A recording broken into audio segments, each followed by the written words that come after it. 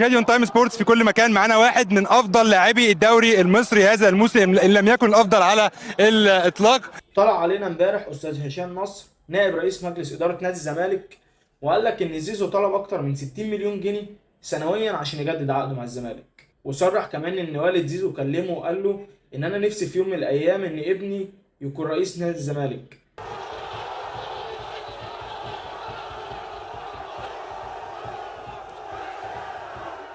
رد استاذ هشام نصر على الاعلامي، قال له ان لسه المبلغ كبير بس ده حقه. هو جاله عروض من السعوديه بضعف المبلغ واكتر، بس المبلغ لسه كبير على الزمالك وما نعرفش هندفعه ولا لا. وصرح كمان ان ده هيبقى اخر موسم لزيزو مع الزمالك في حين التجديد ليه.